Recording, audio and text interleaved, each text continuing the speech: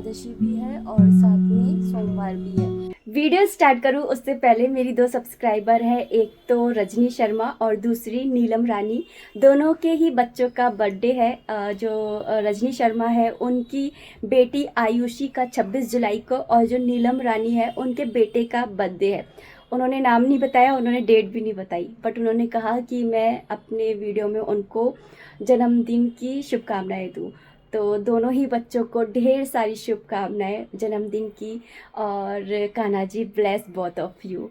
हमेशा खुश रहिए, आप दोनों का जीवन सरल रहे, खुशहाल रहे, हमेशा सक्सेसफुल रहे और अपने माता पिता का नाम रोशन करें।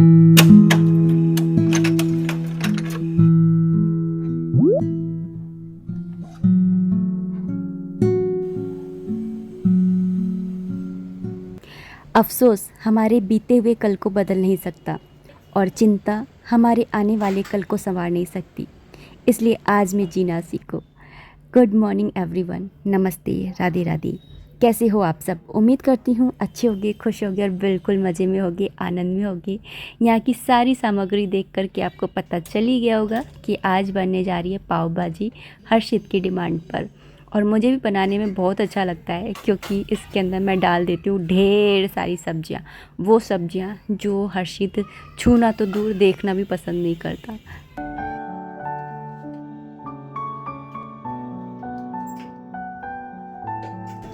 सारा सामान देख कर के पता तो चल ही गया होगा कि पाव भाजी बनने वाली है। और मुझे पाव भाजी बनाना कुछ इसलिए भी पसंद है क्योंकि ये देखिए, ये सब्जियां किसी भी हालत में कोई भी बच्चा नहीं खाने वाला है, लेकिन पाव भाजी के उसमें खा लेंगे। इसलिए मुझे सबसे अच्छा लगता है पाव भाजी बनाना। Anyways, hello and welcome back to the channel. नमस्ते दोस्तों, राधे राधे। कैसे हो आप सब? उम्मीद करती हूँ अच्छे होगे, खुश होगे और बिल्कुल मज़े में होगे, आनंद में होगे।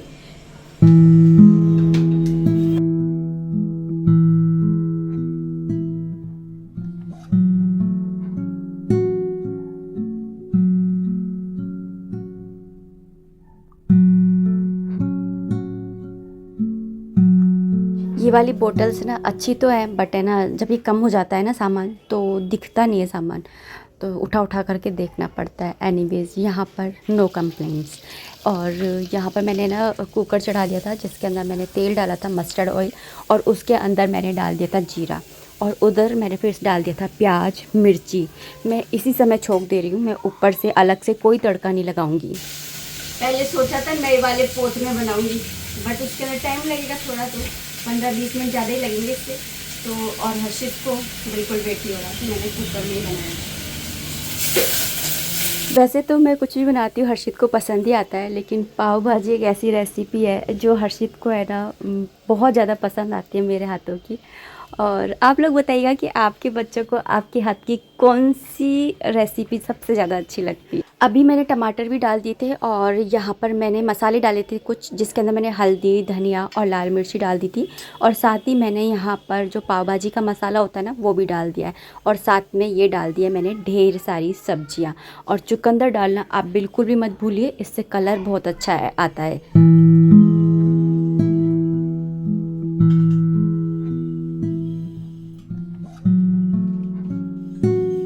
इसके अंदर चुकंदर डालना मस्ट है, चुकंदर से इसका कलर बहुत अच्छा आता है। काफ़ी बार बता चुकी हूँ, एक बार फिर से बता रही हूँ, कलर डालने की जरूरत नहीं पड़ती है कोई भी आर्टिफिशियल, अगर आप चुकंदर डाल देते हैं तो। और हेल्दी तो है ये। अरे नमक रह गया। अरे यार, नमक तो ज़रूरी है, अगर नमक नहीं डाला तो बस हो गई सारे खाने की। कितना भी अच्छा बना लो, नमक नहीं डाला तो बस ख़त्म, कहानी ख़त्म, टाटा बाय बाय। और जब भी पाव भाजी बनाओ ना, तो काला नमक तो आप ज़रूर डालो। काले नमक से ना इसका टेस्ट जो है वो दुगुना तिगुना हो जाता है, इसलिए काला नमक तो ज़रूर से डालना चाहिए। साथ ही मैंने जो है चाय भी चढ़ा दी है। और मैं आपको बता दूं कि ये ना सुबह सुबह का टाइम नहीं है, दोपहर का टाइम है, मतलब शाम का टाइम है। और मैं यहाँ पर ना चाय बनाने रख दी है, और साथ में पाव भाजी भी बन रही है। तो जब तक ये हो रहा है काम, चाय बन रही है, उबल रही है सब, जब तक ना मैंने सोचा कि थोड़ी बहुत राखियों को पैक कर लेती हूँ। टाइम इम्पोर्टेंट है, टाइम को वेस्ट नहीं करना चाहिए। तो बस मैंने यहाँ पे पोने लग गई थी, और यहाँ पर कुकर खुल गया था। तो ये देखिए कलर कितना अच्छा आया है, अमेजिंग कलर। किसी और दूसरे कलर की ज़रूरत ही नहीं है। बस मैं यहाँ पर क्या करूँगी कि इसको मैश कर लूँगी। अच्छा, मुझे आप लोगों से एक बात शेयर करनी है कि मुझे है ना एक हफ़्ते के अराउंड है ना ऐसा हो गया है कि कान है ना बिल्कुल चॉप हुआ पड़ा है। ना अंदर आवाज़ जा रही है, ना हवा जा रही है, ना बाहर आवाज़ आ रही है, एक कान लेफ़्ट साइड का।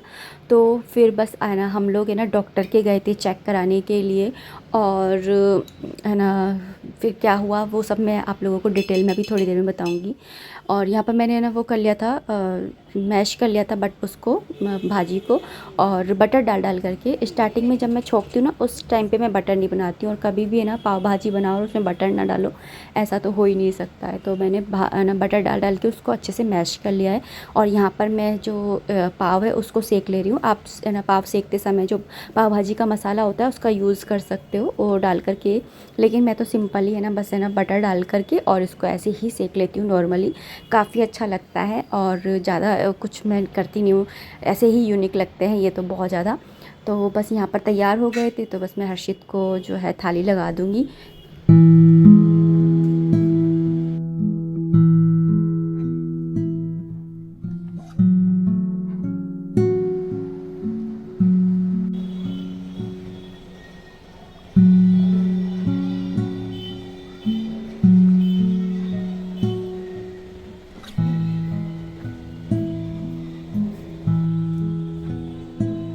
आज है नेक्स्ट डे और आज है मंडे मॉर्निंग, 4:38 हो रहे हैं और मुझे इससे भी जल्दी उठना था। एक्चुअली मुझे आप लोगों को कुछ दिखाना था, कोई ना मैं अब आपको दिखा देती हूँ। तो यहाँ पर ना देखिए ना हमारे यहाँ पर क्या होता है ना कि आगरा में सावन के दूसरे संडे को परिक्रमा लगती है पूरे आगरा की। मतलब कि हमारा जो आगरा है ना उसके चारों कोनों पर महादेव का मंदिर है।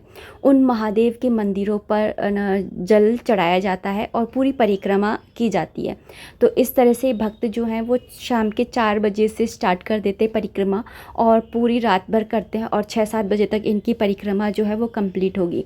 और आप लोग है ना इनकी चाल से, इनके पैरों के रखने के ढंग से देख लीजिए कि ये कितना ज़्यादा थक चुके हैं।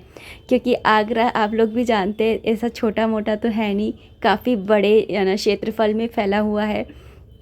तो आप इन लोगों की चाल देखिए। सच में मैं आप लोगों को ना इससे भी पहले दिखाना चाह रही थी, लेकिन मेरी नींद ही नहीं खुली। आज वैसे मुझे जल्दी उठना था क्योंकि आज मुझे मंदिर भी जाना है, बट है ना नींद ही अब इस समय खुली है तो क्या करें। तो यहाँ पर ये देखिए इन लोगों की चाल देखिए, इतना थक चुके हैं ना सच में भक्त। मैं आपको क्या ही बताऊँ। एक बार बताए हम लोग है ना खाटू श्याम जी के गए थे और वहाँ पर मैंने बताया क्या देखा कि एक आदमी लुढ़कते लुढ़कते परिक्रमा कर रहा है। मैं ये सोच रही थी कि भगवान मतलब कैसे कितने मतलब अपने आप को मतलब मैं ऐसे सोचती हूँ कि भक्त भी क्या ही, मैं अपने आप को तो भक्त कहलाने लायक ही नहीं लगती हूँ मैं इन लोगों के आगे। और वैसे हर्षित के पापा ने भी 2-3 बार जब स्टार्टिंग में शादी हुई थी ना उस टाइम पे उन्होंने भी लगाई थी। और जगह जगह पर है ना वो भी लगते हैं, भंडारे लगते हैं, स्टॉल लगती हैं। कोई निःशुल्क पानी की सेवा देता है, कोई पूड़ी वगैरह बांटता है, कोई मिठाई बांटता है। जगह जगह पर ऐसे स्टॉल लगी रहती है। और आप देख पा रहे होगे कि सब है ना लोटा ले ले करके ये इस लोटे से ना जल चढ़ाएंगे। तो इस तरह से ये पूरी परिक्रमा हुई है। तो देख करके अच्छा लगता है। रात के टाइम में तो इतनी ज़्यादा भीड़ थी ना कि क्या ही बताऊँ। हो गई है कथा पूजा, आज एकादशी भी है और साथ में सोमवार भी है। और आज है ना 7:30 बजे से और 9 बजे तक है ना राहु काल रहने वाला है। तो 7:30 बजे से पहले ही पूजा करनी थी, जिसके कारण जल्दी आज उठने में भी देर हो गई। रोज़ उठ जाती हूँ वैसे मैं 4:30 बजे, फिर 5 बजे तक एक्सरसाइज करती हूँ और फिर ना अपने काम में लग जाती हूँ। लेकिन आज 5 बजे उठी, फिर 5:30 बजे तक एक्सरसाइज करी क्योंकि मुझे छोड़ना नहीं है किसी भी हालत में। क्योंकि जो वेट है ना बहुत ज़्यादा हो गया है। कहते हैं कि वेट हमेशा है ना जितनी हमारी हाइट है ना उसको 10 से इंटू कर दो, उतना होना चाहिए। तो उसके अकॉर्डिंग मेरा 2-3 किलो वेट ज़्यादा हो रहा था, तो मुझे ना कम करना है। और अभी फ़िलहाल पूजा हो गई तो सांस में सांस आई। 7:30 होने में अभी 5 मिनट बाकी है। मंदिर भी गई हूँ, आकर के सब नहाया धुलाई करी है भगवान जी को। उसके बाद में अब मेरी हो गई पूजा, बस अब लड्डू गोपाल जी को लगाऊंगी दूध का भोग। By the way hello and welcome back to the channel. नमस्ते दोस्तों, राधे राधे। कैसे हो आप सब? उम्मीद करती हूँ अच्छी होगी, खुश होगी और बिल्कुल मज़े में होगी, आनंद में होगी। तो आप सभी को सावन के दूसरे सोमवार की हार्दिक हार्दिक शुभकामनाएं। भोलेनाथ, माता पार्वती जी और गणेश जी महाराज की कृपा आप पर बनी रहे। आपका भाग सौभाग्य हमेशा अजर अमर रहे। अच्छा, तो मैं आपको कह रही थी ना कि मुझे आपको कुछ बताना है। एक्चुअली मेरे ना एक हफ्ते से क्या हो गया था कि कान बिल्कुल चॉप हो गया था, बंद हो गया था, आवाज़ आना भी बंद हो गई थी, अंदर से कुछ भी वो नहीं हो रहा था और भारीपन था बहुत ज़्यादा। अंदर से सीटी किसी भी आवाज़ आ रही थी तो मुझे बहुत ज़्यादा डर भी लग गया था और तकलीफ़ भी हो रही थी। तो मैंने 3-4 दिन तक तो अपने घरेलू नुस्खे, वही दादी नानी के नुस्खे कि लहसुन चला करके तेल में, सरसों के तेल में वो डाल लिया, जो एक्सरसाइज जो होती है वो कर लिया, कानों को खींचना विचना ये सब कुछ करा, लेकिन कुछ भी इफ़ेक्ट नहीं हुआ। फिर हम लोग है ना आगरा में ही एक हॉस्पिटल है हेल्प आगरा, तो वहाँ पर हम गए थे। ये एक तरीके का गवर्नमेंट हॉस्पिटल ही है, लेकिन गवर्नमेंट नहीं है। मतलब कि जैसे हम किसी प्राइवेट हॉस्पिटल में जाते हैं तो वहाँ पर कम से कम फ़ीस जो होती है वो 500 रुपये होती है, लेकिन यहाँ पर एंट्री फ़ीस, मतलब कि हम डॉक्टर से कंसल्ट कर सके, इसकी फ़ीस जो है वो मात्र 100 रुपये है। बाकी जैसे हम उनसे कुछ भी बात करेंगे बहुत हम्बल ही होकर के वो बात करते हैं, ऐसे नहीं कि बहुत ज़्यादा एटीट्यूड में बात कर रहे हैं या बहुत जल्दबाजी में गुस्से में बात कर रहे हैं, ऐसा कुछ भी नहीं है। आराम से टाइम देते हैं, बहुत अच्छे डॉक्टर मुझे लगे।